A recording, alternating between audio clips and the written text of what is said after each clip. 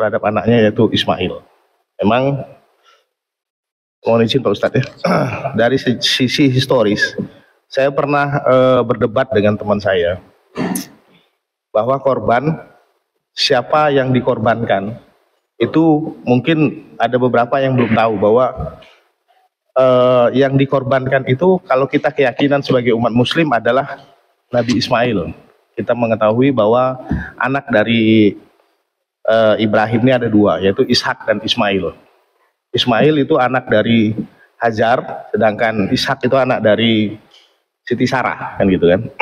Nah, sedangkan di dalam Al-Quran sendiri itu tidak menyebutkan secara detail siapa yang dikorbankan itu, apakah Ishak atau Ismail. Saya pernah berdebat itu, mohon izin Pak Ustadz. Tetapi setelah saya baca secara historis bahwa saya berdebat bahwa memang betul tidak di dalam Al-Quran tidak ada siapa yang dikorbankan itu Ismail ataukah Ishak. Tetapi kita percaya bahwa yang dikorbankan itu adalah Ismail. Karena kejadian proses pengorbanan ini berada di Mekah. Sedangkan Ishak itu berada di Palestina atau yang sekarang yang disebut dengan Tanah Kanaan. Ya kan? Di Tanah Kanaan, yaitu Israel kalau kita bilang sekarang. Sedangkan kejadian pengorbanan itu berada di Mekah. Nah, jarak antara Israel, Tanah Kanaan itu, Palestina, dengan Mekah itu hampir 1.500 km. Jadi dari Pelalawan ini sampai dengan di Lampung. Jadi ada dua perbedaan tempat. Nah, karena kita yakin bahwa Ismail yang dikorbankan ini adalah kita sebagai muslim, maka itulah proses haji itu.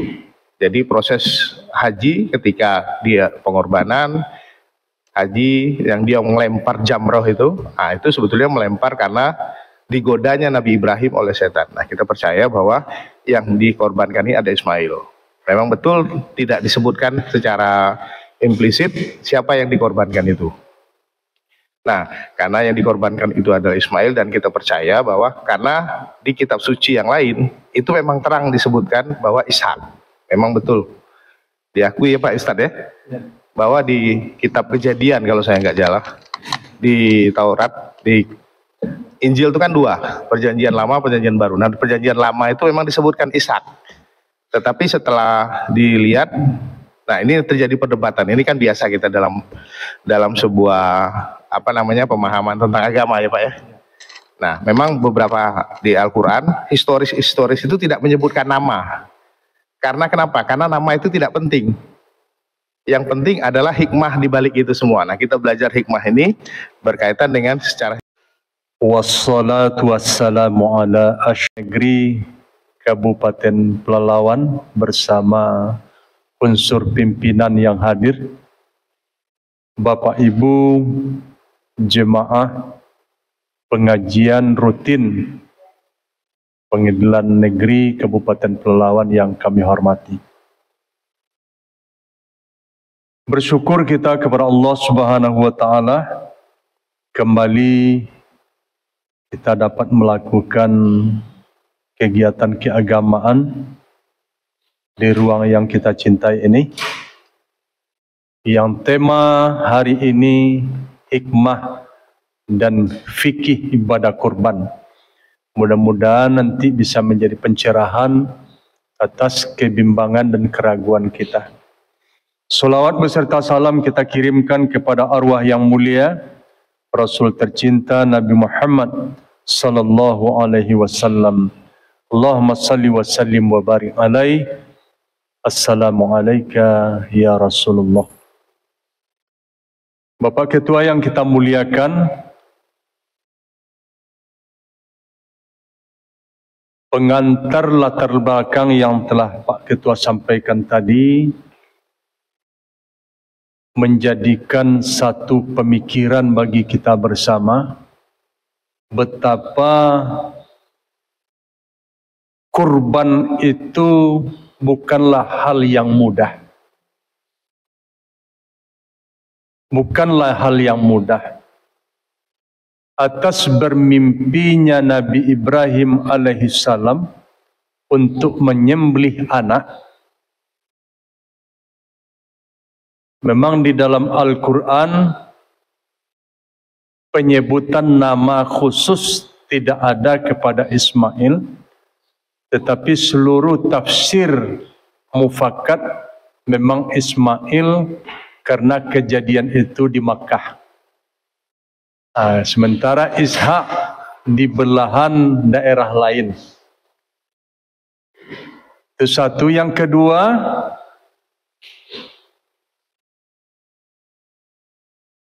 perjuangan seorang ibu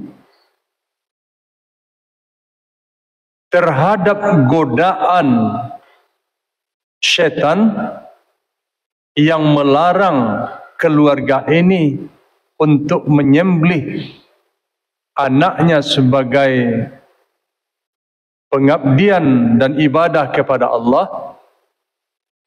Nah, itu semua tergantung dengan keimanan. Mengapa tergantung dengan keimanan? Kalaulah tidak kokoh keimanan Siti Hajar, tentu penuh lembah Makkah itu oleh air mata dia. Anaknya tidak boleh disembelih, kan begitu. Siapa yang ikhlas anaknya disembelih, ya Ibu? Tapi dengan keyakinan memang mimpi itu adalah perintah Allah, syaitan yang menggoda itu dilontar. Rijman li syayatin warido li rahman. Itulah di Jumratul Aqabah itu dengan 7 batu. Kemudian pada hari tanggal 11, 21 batu melontarnya 3 tempat. Ula wusto Aqabah. Hari ke-12 3 tempat, hari ke-13 3 tempat. Dan di 3 tempat itulah syaitan itu dilontar. Dan ketika itu memang syaitan itu yang dilontar. Kelihatan oleh keluarga ini syaitan itu. Makanya keluar kata-kata dari keluarga itu, rijman li syayatin warido li rahman. Bahkan ada hadis mengatakan syaitan laknatullah. Itulah kasar betul loh. Syaitan laknat Allah. Bismillah, Allahu Akbar. Saat itu setannya yang dilontar. Kalau ibadah haji sekarang kita itu melontarkan sifat-sifat buruk yang ada pada kita di tempat itu. Tapi kalau Bapak Ibu besok pergi ke Tanah Suci, jangan berseloroh. Sudah melontar jumroh, Pak? Belum, setannya belum ke situ katanya. Ada juga yang seloroh gitu. Saya sampai marah saya, Pak Dedi. Jangan seloroh di sini, tanah haram ini. Bapak belum melontar, belum, setannya belum ke situ katanya. Bapak Ibu yang dimuliakan Allah. Kemudian hikmah dari korban ini sesuai tema kita bahas dulu. Yang pertama, menjalankan perintah Allah. Yang kedua, sebagai bukti keimanan kita kepada Allah dan Rasul. Yang ketiga, mewujudkan kehidupan sosial. Itu 3 pokok hikmah dari ibadah korban itu. Kemudian masuk kita kepada fikih korban. Kalau fikih korban masuk kita dari pengertian kurban adalah mengalirkan darah dari hewan yang ditetapkan halal sebagai hewan kurban. Kapan masanya? Ada 4 hari. Yang pertama hari nahar tanggal 10 Zulhijjah. Kemudian tambah dengan 3 hari tasyrik. 11, 12, 13 Zulhijjah. Dan tak boleh berpuasa hari yang 3 ini. Bapak Ibu yang dimuliakan Allah, mungkin kita banyak dialog interaktif nanti atau saya memancing pertanyaan berkenaan dengan syarat-syarat hewan kurban itu. Boleh kita sampaikan dulu agar kita nanti bisa menyediakan pertanyaan. Yang pertama, hewan yang dijadikan kurban tergolong jenis binatang ternak yang halal dimakan oleh umat Islam. Onta, sapi, kerbau dan kambing boleh berkorban dengan hewan jantan dan juga boleh dengan hewan yang betina. Diutamakan hewan yang jantan karena dagingnya lebih padat dan lebih enak. Itu dalam fikih.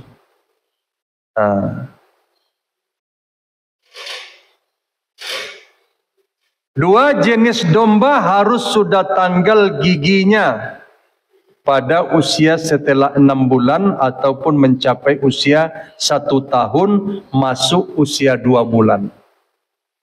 Kalau onta tadi, kalau sapi dan kerbau tadi usianya 2 tahun masuk 3 tahun. Kenapa? Kalau kita contohkan dalam satu buah mangga, kalau mangga mengkal dengan mangga masak itu beda dia. Seperti itulah. Biar sempurna serat-serat daging itu usianya 2 tahun masuk 3. Begitu dalam fikih. Untuk 1 ekor onta 7 orang peserta korban. Begitu juga sapi. Begitu juga kerbau. Untuk 1 ekor kambing, 1 orang peserta kurbannya. Yang keempat, hewan kurban tidak boleh cacat. Karena itu persyaratan fikih.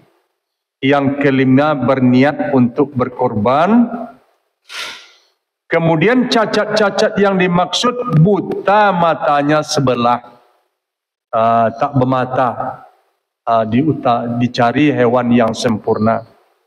Kemudian penyakitan, kurus dia, mungkin kena corona pula. Atau kan ada binatang tu, hewan tu yang kurus dia, tulang-tulang aja, itu tak boleh. Kemudian pincang. Kemudian terlalu kurus. Kemudian biru. Biru ni kalau manusia hamil. Kalau bisa jangan hewan yang hamil. Tapi kalau dapat nanti hewan yang hamil, apakah induknya ini dipotong juga atau anaknya dipotong? Dalam fikih menurut Imam Syafi'i,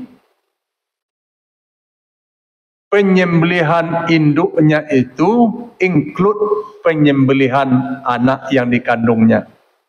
Seperti itu. Kecuali dibelah perut ibunya ini, bayinya ini masih hidup, diadakan penyembelihan untuk dia sendiri. Tapi kalau sudah mati, dia ketika menyembelih induk, include dia. Tapi kalau tidak mati dia, mungkin karena sudah tua juga, itu diulang kembali penyembelihan untuk anak hewannya. Sekarang ada persoalan-persoalan, tadi sudah dimulai oleh Pak Ketua. Dari pertanyaan persyaratan hewan kurban tadi, 1 ekor onta, kerbau dan sapi untuk 7 orang. Di kantor ini kita buka celengan kurban. Cukuplah untuk 1 ekor kurban. Di dalam fikih, walaupun kita bersama yang beriuran, di saat penyembelihan disebutkan namanya 7 orang. Disebutkan namanya 7 orang. Di rumah tangga kita ada berlima. Kita berkorban 1 ekor kambing, walaupun beriuran yang berlima orang itu ketika penyembelihannya disebutkan 1 nama untuk 1 ekor kambing. Itu ukuran fikih. Agar yang lain mendapatkan jatah untuk ibadah kurban, tahun depannya disebutkan pula 7 orang lagi. Tahun depannya lagi disebutkan lagi 77 orang lagi. Sehingga begitu terus menerus. Nah, dan untuk daging, pendistribusian daging hewan kurban terutama terlebih dahulu untuk yang berkurban. Tuh. Kalau kita berjemaah di sini untuk yang berkurban, untuk tempatan yang berkorban, baru masyarakat tempatan. Kita umpamanya 50 orang di sini, yang berkorban 7 orang tadi sudah dapat jatah. Kemudian warga di pengadilan negeri ini bersisa lagi 30 bungkus lagi. Baru kita niatkan pula untuk warga sekitarnya. Seperti itu dia. Tapi kalau habis oleh kami pembagian di sini bagaimana? Sah, halal, tak masalah. Karena warga kita di sini yang berkorban kan namanya sebut 7 orang. Walaupun kita beriuran bersama, tak masalah. Tidak ada keraguan di situ. Tidak ada keraguan lagi ibu-ibu ya. Boleh kita buat celengan korban. Kami di rumah buat celengan korban. Kadang sampai 2 juta 1 tahun itu. Nanti tambah 800 atau 500 lagi. Untuk anak yang tua dulu. Untuk anak yang tengah. Untuk anak yang kecil. Besok ayah. Besok ibu. Seperti itu terus. Yang penting kita jangan tidak berkorban. Kan persyaratan orang berkorban itu orang mampu, Pak, betul.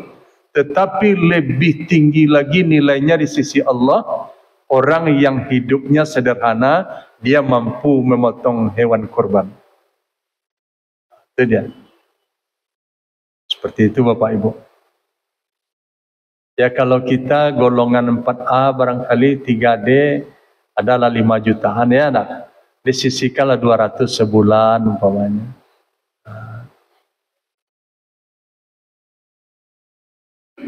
Sehingga kita, alhamdulillah, saya Pak Ketua, 15 tahun terakhir nih Pak Ketua, kami selalu berusaha musyawarah dengan anak-anak dan istri tetap berkurban. Dia begini Bapak Ibu, kalau kita mengeluarkan 2.500.800 itu memang berat terasa. Tapi kalau kita cicil-cicil, bahkan ada satu ilmu yang mungkin perlu juga kita buat. Ada salah satu masjid di Pangkalan Kerinci ini, seminggu setelah Hari Raya Idul Adha, buka tabungan korban. 1.500.000 cuman biaya kurban 1 orang. Apa sebabnya? Dia sudah kerjasama dengan peternak. Yang harga anak usia 1 tahun lebih, sapi itu dianggarkan 1.500.000 untuk 1 orang. Nah, pas penjemputan besok, sapi sudah berusia 2 tahun lebih. Cuman 1.500.000, tambah nanti 200 untuk biaya pemeliharaan di sana. Sehingga di masjid itu sampai 25 ekor kurbannya Pak. Begitu caranya. Begitu caranya. Boleh cara begitu, sah. Dibayar biaya pemeliharaan, pembelian rumput, upah menyabit rumputnya. Luar biasa. Ada salah satu Pak RW membuat begitu di salah satu masjid. Sampai 25 ekor, masjid yang lain terkejut pengurusnya. Kami aja masyarakat masa kaya-kaya cuma 17 katanya. Situ sederhana semua tapi caranya begitu. Setoran pertama 500, ansur 3 kali 500, 1.500.000. Pas 1 bulan nanti terkumpul uangnya, store ke peternak. Dan peternak pun terbantu dengan ini. Dijadikan modal bergulir, dia beli lagi ke Lampung sapi yang ukuran 1 tahun. Jadi kita terbantu untuk beribadah, peternak dapat keuntungan ekonomi secara halal. Begitu. Bapak Ibu yang dimuliakan Allah, kemudian persoalan yang kedua, kemana saja daging hewan kurban ini harus dibagikan, terutama bagi penduduk tempat penyembelihan. Yang kedua, apakah boleh daging korban ini dipindahkan ke negeri lain? Ada syaratnya. Apabila penduduk di tempatan pemotongan hewan kurban sudah mendapat semuanya, bersisa lagi umpamanya 70 kantong atau 100 kantong, boleh dipindahkan ke negeri lain bagi mereka yang membutuhkannya. Karena ada pula di desa itu belum dapat dia karena 1 ekor penduduknya ramai, nanti menimbulkan kecemburuan sosial, maka boleh daging hewan kurban itu diberikan ke daerah tetangga selama wilayah masih dalam hari tasyrik. Boleh ke Jakarta? Boleh. Dari sini ke Pekanbaru 1 jam, naik pesawat lebih kurang 2 jam, bagikan ke orang miskin di Jakarta boleh, karena selama hari tasyrik. Tapi kalau jalan kaki tentu berlebih harinya. Begitu. Tidak boleh membagikan daging hewan kurban itu lebih daripada hari tasyrik. Apabila dibagikan oleh panitia, berdosa panitia di luar hari tasyrik. Berdosa. Tidak boleh dibagikan setelah habis hari tasyrik. Habiskan sebelum hari tasyrik itu pembagian. Timbul pula pertanyaan di situ. Apakah harus di dalam hari tasyrik itu kita memakan daging hewan korban itu? Tidak. Yang jelas dibagikan ke orang sebelum habis hari tasyrik. Kapan nak dimasak itu terserah orang yang menerima. Kan ada pula sampai 1 tahun, Bu. Masih ada di kulkas mungkin sekarang kan daging hewan korban yang kemarin. Tidak apa-apa. Tergantung kepada orang yang menerimanya kapan dimasaknya. Makanya daging hewan korban itu dibagikan mentah untuk bisa disimpan. Kalau akikah masak, itu bedanya. Kemudian persoalan selanjutnya, apakah orang berkurban itu didahului oleh akikah? Ini persoalan juga. Persoalan akikah babnya 1, persoalan kurban babnya berbeda juga. Jadi tidak menjadi persyaratan orang yang berkurban harus akikah dulu, tidak. Bagaimana kita nak akikah dulu, Bu, Pak? Mak ibu kita, ayah susah, makan saja susah dulu. Susah. Macam mana pula nak akikah awak dulu kan? Kambing mahal. Sekarang kita lagi. Nabi mengakikahkan dirinya usia 40 tahun. Ya mungkin Bapak Ibu ada rezeki. Yang laki-laki disiapkan 2 ekor kambing. Yang perempuan 1 ekor kambing. Walaupun sudah usia 50 tahun. Potong akikah. Kasih ke panti asuhan. Silakan, tidak apa-apa. Ada di Kerinci ini mak-mak 60 tahun, akikah dia. Kalau datang ke rumah Pak Ustaz mimpin doa akikah, siapa akikah mak? Anbo katanya. Tidak apa-apa. Boleh kita mengakikahkan diri kita. Kemudian, persoalan-persoalan seperti ini kita kembali kepada fikih.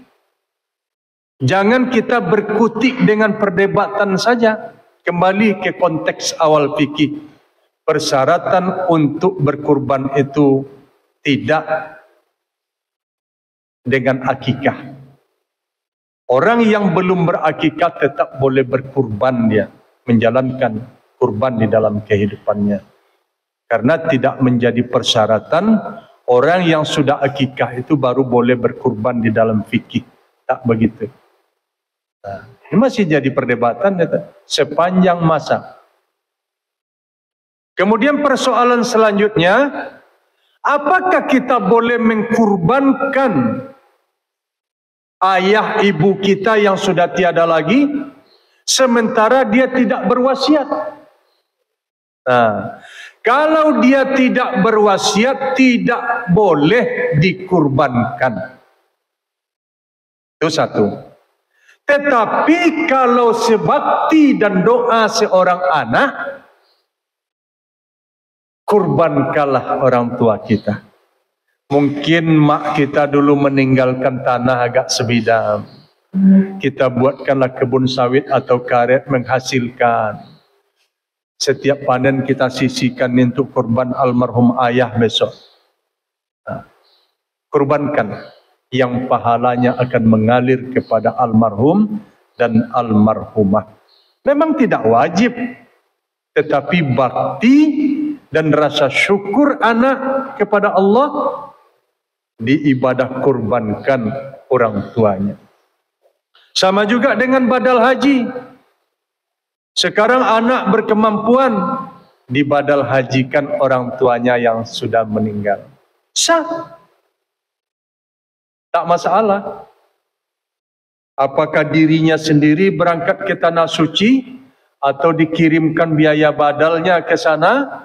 Di sana nanti akan ditunaikan oleh mukimin-mukimin kita yang sudah haji dia terlebih dahulu, yang sudah puluhan tahun di sana, dia akan melaksanakan dengan ustadz-ustadz yang ada di sana. Kalau ibu-ibu, ibu-ibu yang membadal hajikannya. Kalau bapak-bapak, bapak-bapak yang membadal hajikannya. Sekarang biaya badal haji itu 5 juta, dikirimkan ke sana, dilaksanakan ibadah hajinya, nanti kita dapat bukti pengiriman sertifikat badal hajinya. Nah, seperti itu.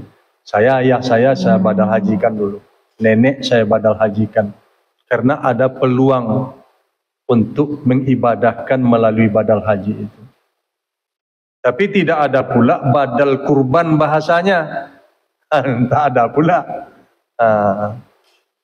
Yang ada niat ibadah kurban untuk orang tua yang tiada lagi. Boleh. Tidak ada lagi persoalan-persoalan itu. Sudah selesai oleh ulama kita. Tinggal kita lagi melaksanakan pembantaian hewan kurban yang niatnya untuk kedua orang tua atau salah satu yang sudah meninggal. Didaftarkan Abdullah dalam kurung almarhum. Begitu. Nanti dipanggilkan begitu. Abdullah Muhammad bin Abdullah almarhum. Fatimah, Aminah, Aisyah, dipanggil nanti 7 orang untuk 1 ekor kurban sapi atau kerbau atau unta. Bapak Ibu yang dimuliakan Allah Subhanahu wa taala. Kemudian saya jelaskan sedikit ketentuan penyembelihan. Ini banyak tukang sembelih korban itu tidak tahu. Bapak-bapak, ibu-ibu yang menjadi penitia pemotongan hewan korban tidak boleh menyembelih hewan korban itu dokek kawannya. Tak boleh.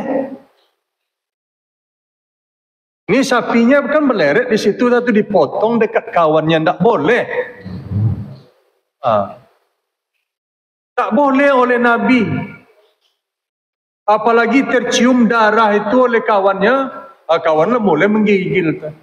Aku awak mungkin dipotong juga lagi deh. Seperti itu Bapak Ibu. Tak boleh memotong hewan korban itu dekat kawannya. Jauhkan dulu kawan-kawannya yang akan dipotong itu, jauhkan dulu.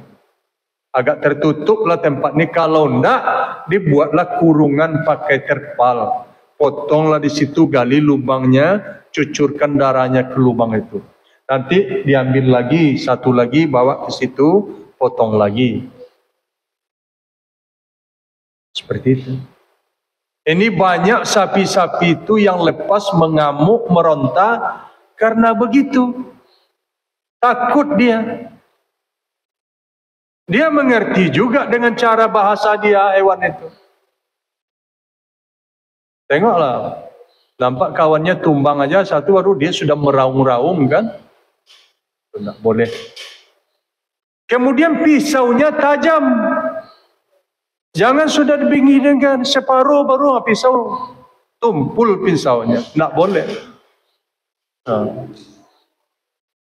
Dalam fikihnya betul penyembelihan hewan kurban itu tak boleh diulang sebenarnya. Tapi kalau tidak tajam pisaunya tentu diambil pisau baru lagi. Dia sekali tidak boleh berhenti itu.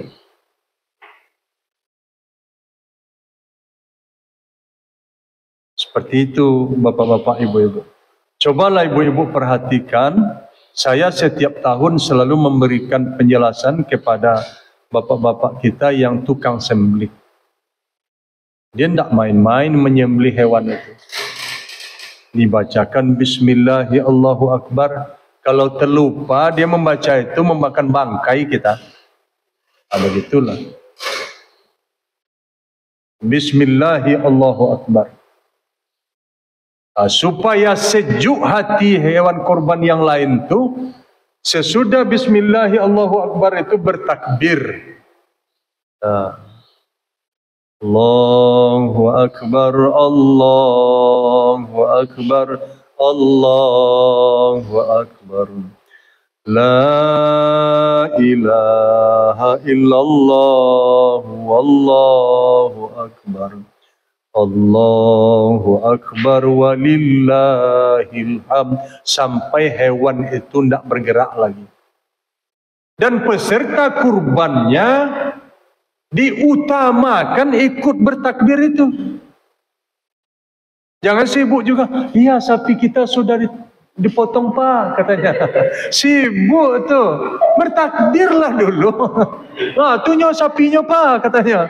Tengok papanya, lah tumbang, katanya. Bertakbir dulu, kan ibadah itu. Belum gitu aja tukang Pak Imam menjahatnya. Tengok ada papa, katanya. Kalau papanya yang ikut kobar, mamanya telepon kan.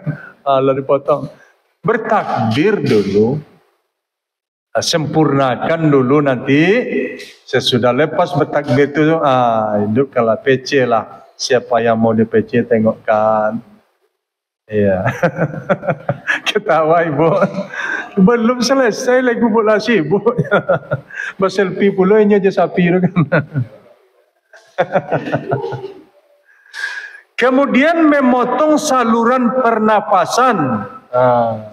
Ada al-hukum namanya. Itu selang besar ini.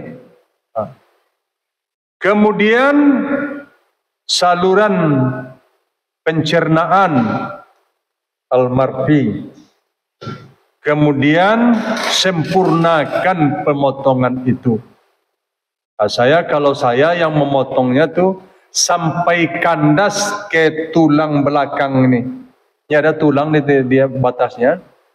Itu ukuran fikihnya. Kalau belum kandas lagi pisau itu keras, nanti awak khawatir ada urat-urat yang tidak terpotong, putus, tidak sempurna. Ada sapi itu bisa kita buktikan besok. Lama dia lama habis nyawanya. Tapi kalau sempurna itu sebentar, darahnya mengalir bagus. Begitu dia. Bapak Ibu yang dimuliakan Allah, kemudian hal-hal yang penting kita perhatikan bagi orang yang berkorban. Baca doa ini. Allahumma hazza minka wa ilaika fataqabbal minni. Ya Allah, ini kurban saya ya Allah. Terimalah kurban aku ini. Kalau doa Nabi, Allahumma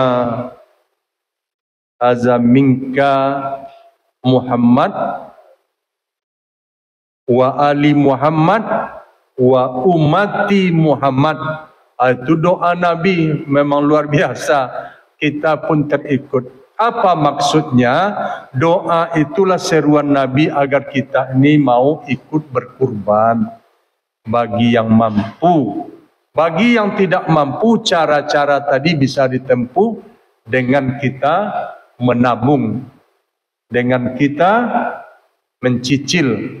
Ada juga buka arisan kurban di masjid dan musola. Ada 200.000 sebulan kali 12 bulan 24. Besok nambah aja 400 lagi. Tidak banyak terasa. Dia kadang-kadang kita sudah berniat tuh, ini dapat rapel nanti gaji ini untuk kurban, dia dapat rapel gaji itu 10 juta 5 tu. Lupa aja kurban tadi lagi tu. Seperti itu. Itu kan sudah sifat kemanusiaan kita begitu. Kadang-kadang niat yang baik itu sunnah beralih dia ke tempat yang lain kadang-kadang. Jadi kalau DP Honda dulu anak payah sekolah, padahal niat kurban tadi sudah sampai pula kan. Bapak-bapak, ibu-ibu hadirin yang berbahagia, mungkin ada pertanyaan-pertanyaan yang perlu kita diskusikan menyangkut dengan ibadah kurban ini. Sebelum itu saya bacakan ayat 1 dulu agar kokoh hati kita dan timbul niat kita untuk berkorban ini. Inna a'tainakal kausar fasholli li rabbika wanhar inna syani'aka huwal abtar. Sesungguhnya engkau Muhammad, kata Allah, telah kami beri nikmat yang banyak. Maka dirikanlah solat, wanhar, dan berkurbanlah. Jika ada yang membenci kamu, dialah orang-orang yang terputus. Maka dirangkaikan oleh Allah ibadah solat dengan ibadah kurban. Begitu tinggi derajat kurban itu. Bukan kerbaunya yang dinilai oleh Allah. Bapak ni, gemuk ni kerbaunya. Bukan itu. Oh banyak darahnya. Bukan itu yang dilihat. Ini putih sapinya, tidak itu. Tetapi ketakwaan itulah yang akan sampai kepada Allah. Silakan kalau ada yang perlu kita diskusikan. Agak 15 minit lah Pak Ketua. Jam 10 saya ijab kabul Pak Ketua. Silakan Bang. Ya. Bukan saya ijab kabul doh Pak Ketua. Pak Ketua sensitif kali dia. Terima kasih dari pencerahannya. Banyak pengetahuan yang saya pribadi dapatkan dari tausiah ini. Ingin saya tanyakan adalah mengenai untuk penerima kurban. Ya, terkadang ini Pak, bagaimana kita sebagai manusia yang mungkin di beberapa tempat itu kita dapat, kayak saya lah ya, saya tempat tinggal di kota. Tapi saya juga di Pekanbaru Sedia Ringen, di kantor layanan. Di sini saya misalnya kurban, sebagai warga di Kerinci Kota, saya juga dapat jatah impor. Sebagai alamat KTP saya dapat juga impor di Pekanbaru. Nah, sebagai kita umat muslim, bagaimana sebenarnya kita sebagai penerima dan impor ini kan, ini ada 3 tempat yang saya mendapatkan daging ya Pak ya. 3 bungkus ya. 3 bungkus. Nah, baiknya bagaimana Ustaz? Kadang kan satu sisi mungkin ya Pak ya, manusiawi. Tapi yang dianjurkan aturan dari umat Islam itu apakah diperkenankan saya mungkin tiga-tiganya saya terima, atau memang kalau saya merasa boleh menolak Pak dengan cara yang dilakukan. Kira-kira Bapak sudah dapatlah maksud saya, bagaimana saya menyikapinya Pak? Karena kalau depannya putih saya Pak, nanti saya takut berdosa saya Pak. Ada orang yang masih belum dapat kan Pak, di tempat saya ini misalnya, tempat saya sudah dapat 3 bukti. Mungkin itu intinya. Terima kasih Pak. Bagus pertanyaannya Bang. 3 sesi dulu, 1 sesi 3 pertanyaan. Boleh Pak kita? Biar nanti sekalian Boleh. sedikit banyak yang ini ya. Boleh Pak kita? Mungkin 2 pertanyaan lagi mungkin. Iya, silakan Ibu. Ada pertanyaan? Iya. Pak Dedi, silakan Pak Dedi.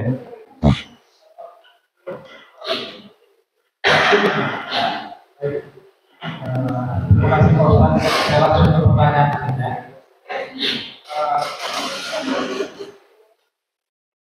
Kalau seandainya setiap tahun misalnya kita kurban, berapa sih maksimal kemudian kurban yang bisa kita lakukan itu? Apakah kami tahun setelah itu misalnya bisa stop dulu atau kemudian bisa 10 kali 10 tahun atau bisa seterusnya setiap tahun? Apakah ada betul yang mengatur bahwa kita harus ada mampu Ustaz? Kita aja setidaknya 2 juta Ustaz. Iya. Iya. Jadi kenapa kami satu bicara di sini? Kebanyakan kawan-kawan pengadilan berbanyak di kampung. Iya. Itu karena pertama, berapa itu maksimal? Dan apakah kemudian kalau seandainya kita mampu, mau atau bermaksud tidak, apakah setiap tahun atau kemudian boleh tahun ini kurban atau besok tidak, atau besok lagi kurban? Itu yang pertama. Yang kedua, terkait dengan orang yang misalnya belum tersentuh dengan kurban, padahal dia sudah mampu. Apa kemudian kira-kira apa namanya?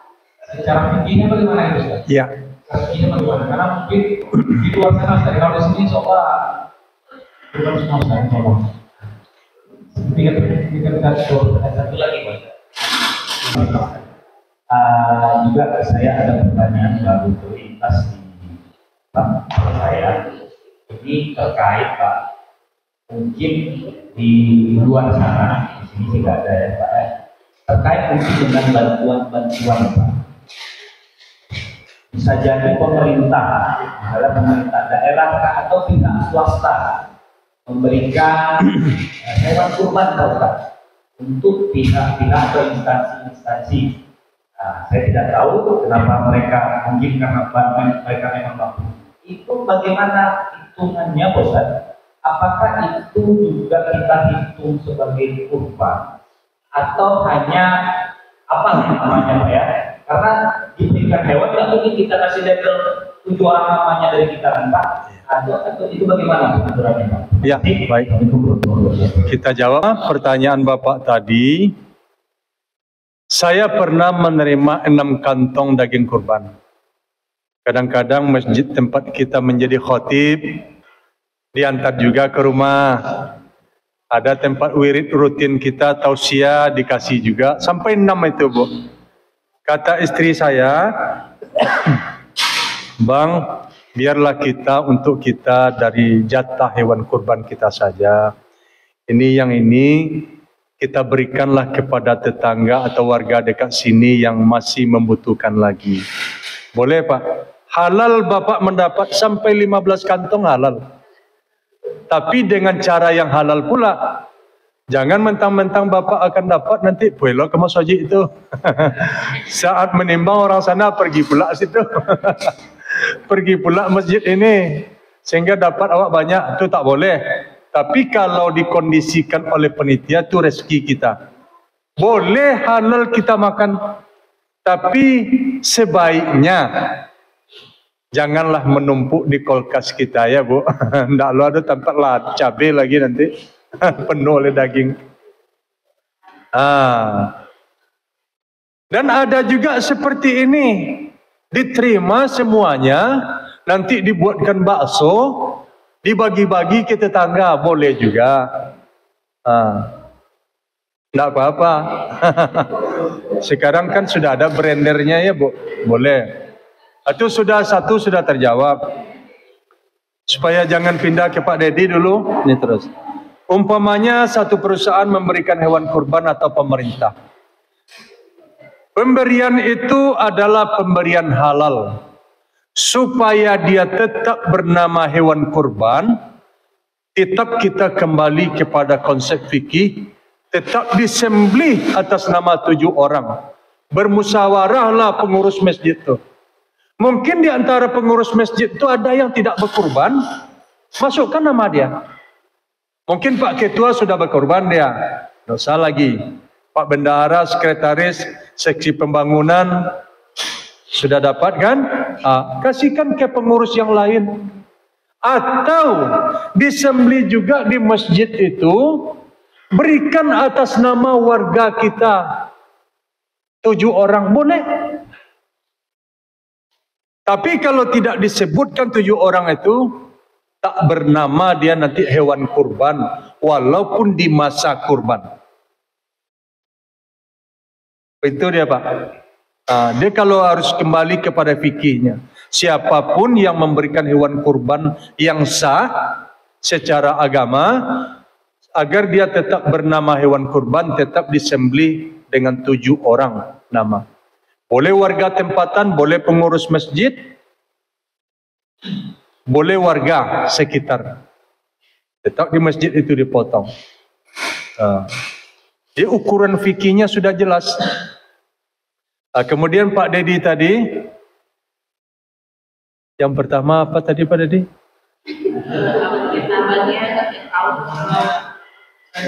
Ya. Kalau orang berkurban itu sebenarnya hukum kurban itu kan sunat muakkad, muakkadah katanya.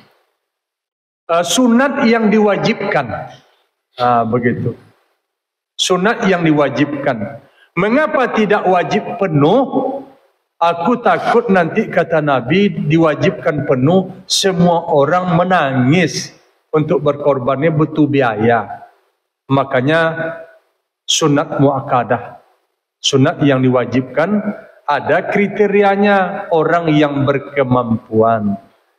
Dan apakah orang yang berkemampuan itu boleh setiap tahun? Bagus. Atau diselang-seling oleh dia? Bagus. Tapi kalau tidak berkorban, dia tentu zalim dia kepada dirinya sendiri. Sementara ya penghasilan gaji dari kita bekerja ada, dari kita berusaha ada, tentu terpanggillah kita untuk berkorban ini. Boleh tiap tahun tidak apa-apa. Ya kalau umpamanya ni anak masuk kuliah tahun ni, kalau kepepet rasanya tidak ada paksaan untuk berkorban itu. Karena dia tidak wajib ain. Kalau wajib ain seperti solat 5 waktu, bila dikerjakan berpahala, ditinggalkan berdosa. Kalau ini sunat, apabila dilakukan berpahala, tidak dilakukan tidak berdosa. Tapi kalau kita mampu tidak berkurban, takut kita masuk kepada yang menzolimi diri sendiri, kan begitu. Bahkan kata Nabi dalam satu hadis, tidak termasuk golongan kami, kata Nabi. Memang hadis Tirmizi, tidak Bukhari Muslim, tapi untuk motivasi kita beribadah, orang yang enggan berkorban tapi dia mampu, kata Nabi, tidak termasuk golongan kami. Yang kedua tadi Pak.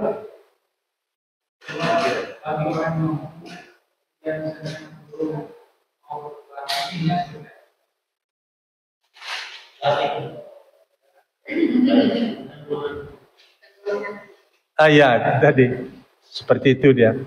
Dia mampu tapi belum berkorban. Tapi hukumnya tadi itulah sunat muakkadah. Tidak menjadi wajib ain dia. Kalau wajib ain itu kan berdosa kalau tidak kita lakukan. Seperti ibadah-ibadah fardu yang lainnya. Ada ibu-ibu ada? Ayo Pak Ketua silakan.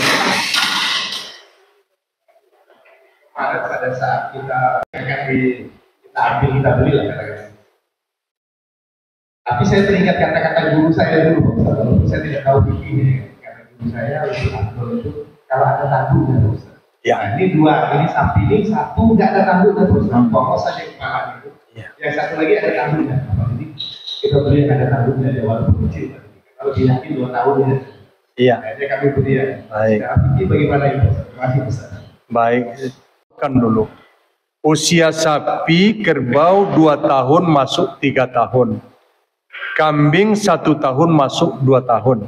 Nah, begitu dia. Kalau tanduk itu bisa saja tanduknya sapi itu sudah 3 tahun, tanduknya masih membayang-bayang baru. Nah, sah tuh Pak Dedi. Yang penting ukuran pertama tahun dulu. Mengapa tanduk itu juga termasuk? Kan ada sapi-sapi liar itu, kerbau-kerbau liar. Kalau sudah panjang tanduknya, berarti usianya sudah lebih 2 tahun. Begitu. Kan tidak ada pemilik ini. Sapi-sapi liar itu tidak ada pemilik. Ternyata dapat oleh orang. Memang seperti di Sungai Ara itu ada kerbau liar, entah siapa-siapa pemiliknya dari awal, tapi itu bisa dijual oleh masyarakatnya untuk biaya kemaslahatan masyarakat umum. Kadang diserahkan uangnya ke masjid, karena tidak tahu siapa pemiliknya dari awal. Berkenaan dengan tanduk tadi Ketua, yang menjadi ukuran utama usia. Tentu kalau sehewan sapi itu, kerbau itu atau kambing, kalau dipelihara kan jelas usianya. Usianya 2 tahun, kalau kerbau sapi masuk 3 tahun. Kalau onta kita jarang lah di sini ya. Kalau sapi 1 tahun masuk 2 tahun. Kalau tanduk itu juga menjadi persyaratan apabila kita tidak bisa menghitung usia sapinya. Tidak tahu kita, terus bisa saja kita lupa kan. Kita dari mana-mana, kemarin kita beli hewan kurbannya, peternaknya, ditengoklah tanduk tadi. Begitu Ketua. Saya ingat juga belajar fikih dulu, guru begitu tanduknya menjadi ukuran. Apabila usianya kita tidak tahu ke tanduk perginya. Otomatis tanduk yang sudah panjang itu kalau normal kesehatannya sudah lebih 2 tahun dia. Tapi ada juga sapi itu tidak sehat dia dari kecil, tanduknya tidak tumbuh, tetap kembali ke usia dia, tetap kembali ke usia penghitungannya. Ibu-ibu ada pertanyaan? Iya Bu.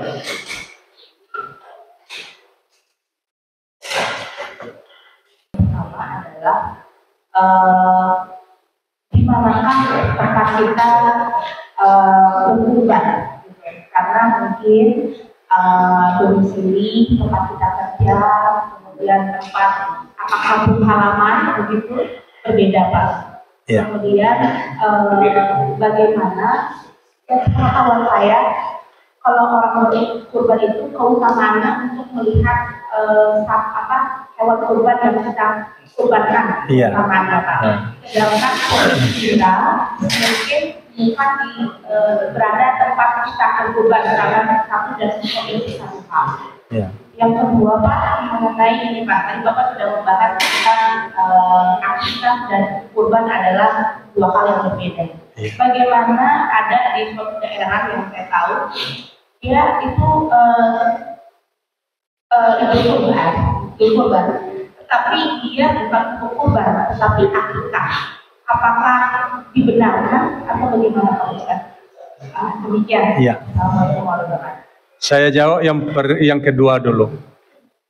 Kalau dia niatnya akikah, walaupun di masa kurban, niatnya tetap akikah.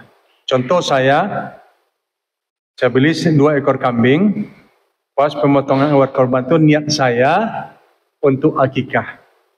Masanya masa berkurban, tapi tidak hewan kurban, hewan akikah. Seperti itu Bu. Kadang ada orang menompangkan kegiatan itu di saat terjadinya kegiatan kurban, tapi niatnya tetap kambing akikah. Boleh berakikah dengan onta, kerbau, sapi, boleh kalau 7 orang. Tidak harus kambing. Mungkin kita ini berenam, bertujuh, niat akikah kita. Beli sapi satu ini sapi akikah. 7 orang juga. Dengan niat yang sama untuk akikah. Kalau misalnya niatnya beda, pasti antara peserta satu kurban. Bedakan hewan kurbannya. Banyak kilanya ya. Mungkin sebelah pahanya akikah. Paha depan untuk kurban, tidak begitu. Tidak boleh dicampurkan hewan kurbannya. Kalau mau seperti itu, bedakan saja hewannya. Nah, itu dia, Bu. Ya, Bu, dibedakan. Kemudian terjawab juga pertanyaan Pak Dedi tadi, boleh kita berkorban itu 1, 2 di tempat-tempat yang lain? Boleh, Pak. Kalau ada kita berkemampuan. Dan di mana tempat yang lebih afdol kita berkurban itu. Dia kadang-kadang masyarakat kita di kampung, Bu Ani tidak pernah lah berkorban di kampung itu, padahal dia sekretaris pengadilan negeri katanya. Ya agak menyucur juga lah ke kampung, agak seekor korban. Kalau paling tidak 1 nama, ya enggak? 1 nama boleh. Seperti saya di masjid dekat rumah saya kurban 1, di kampung kirim pula 1. Begitu. Jadi kadang-kadang kan orang kampung kan kita bekerja pegawai negeri itu mewah katanya kan. Padahal kan sudah disimpan SK di sudah di sekolah kan ya, Bu. Itu 1. Yang kedua, apa tadi? Melihat, ya. Memang secara fikih, ini teringat pula kita guru kita dulu. Kalau guru saya memang ketat dulu, dan kita menyaksikan waktu kecil tuh, diusap sedikit hewan korban tuh katanya. Diusap punggungnya sedikit. Bismillahirrahmanirrahim katanya. Kini tak mau lagi ibu-ibu mengusap karena hewan-hewan korban kita nih agak aktif dia. Dulu kan makanannya alami aja kan. Sekarang sudah banyak suntiknya, sudah banyak peletnya, banyak makan makanan yang apa namanya tuh, makanan modern. Jadi agak takut jemaah sekarang memegang hewan korban. Dulu kan istilah kitanya jinak-jinak hewan korban. Dan berwakil kita akan dilihat nanti oleh wakil kita. Umpamanya di kampung kita transfer duitnya, saya berkorban untuk di kampung 1 nama. Tolong makcik tengokkan nanti, atau Bu dia tengokkan pemotong hewan korban saya. Nanti mana wakil dari Bu Ani? Saya, ya, ini korban mau kita sembelih. Seperti itu. Boleh saja berwakil, Bu. Tapi kalaupun tidak ada perwakilan, tidak apa-apa. Kan niat itu di hati ya, kalau kita lari ke sana lagi kan. Tapi dilihat juga, apa gunanya kita melihat hewan korban itu. Oh iya aduh berkorban si anu, kata masyarakat kan. Alhamdulillah, mudah-mudahan murah rezeki dia. Akan begitu pula untuk memotivasi orang-orang lain untuk berkorban. Dan dari pertanyaan Pak Dedi tadi, ada orang yang 7 dia Pak Dedi 7 tempat dia berkorban. Ada di Kerincinya, ada sampai 11. Ya mungkin dia berkemampuan. Bukan karena caleg, bukan nih. Tidak ada, dia biasa-biasa aja, pengusaha biasa aja. Di masjid itu dititipkan nama 1. Di masjid ini nama anaknya, masjid sana nama ayah, masjid sana sama nama ibu. Ini nama ponaan, nama datuk, nama nenek. Ada sampai 11. Boleh, karena dia berkemampuan. Kalau kita tidak berkemampuan juga tidak masalah kalau kita belum berkorban. Tapi eloklah diniatkan dalam hati, semoga masa-masa yang akan datang kita bisa berkorban. Itulah barangkali mudah-mudahan tausiah pendek ini dapat membuat pencerahan bagi kita berkenaan dengan ibadah kurban yang kita lakukan. Mudah-mudahan ada manfaat, terutama bagi diri saya yang menyampaikan. Terima kasih. Mari kita berdoa bersama-sama. Ila hadratin Nabil Mustafa Muhammadir Rasulillah sallallahu alaihi wasallam. wa khususan ala hajatina ahlul bait. Al-Fatihah. A'udzubillahi minasyaitonirrajim. Bismillahirrahmanirrahim. Alhamdulillahi rabbil alamin. Ar-Rahmanir-Rahim. Maliki yaumiddin. Iyyaka na'budu wa iyyaka nasta'in. Ihdinas siratal mustaqim. Siratal ladzina an'amta 'alaihim ghairil maghdubi 'alaihim waladdallin. Amin. Na'udzubillahi minasyaitonir rajim. Bismillahirrahmanirrahim. Alhamdulillahi rabbil alamin. Wassalatu wassalamu ala asyrafil anbiya'i wal mursalin wa ala alihi wa ashabihi ajma'in. Allahumma antas salam wa minkas salam wa ilaika ya'udus salam. Fahayyina rabbana bis salam wa adkhilnal jannata daras salam. Tabarakta rabbana wa ta'alaita ya zal jalalil wal ikram.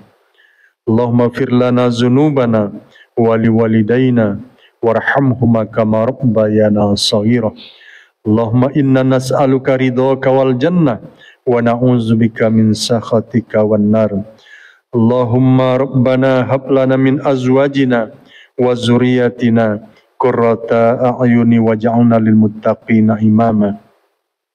Allahumma inna nas'aluka salamatan lana wa li auladina wa ahlul baitina wal jami'ina fid dunya wal akhirah. Rabbana zalamna anfusana wa lam taghfir lana wa tarhamna lanakunanna minal khasirin. Rabbana atina fid dunya hasanah wa fil akhirati hasanah wa qina azaban nar. Walhamdulillahi rabbil alamin. Terima kasih. Wassalamualaikum warahmatullahi wabarakatuh.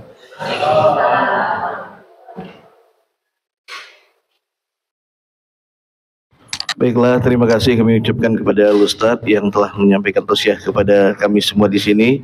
Semoga apa yang disampaikan dapat menjadi bekal dan juga menambah ilmu pengetahuan kami tentunya. Semoga dalam pelaksanaan secara kurban nanti kami juga diberikan kelancaran serta berkah kepada peserta kurban yang mengikutinya. Sekian dari saya selaku pembawa acara, mohon maaf apabila ada kesalahan. Wabillahi taufiq wal hidayah. Wassalamualaikum warahmatullahi wabarakatuh.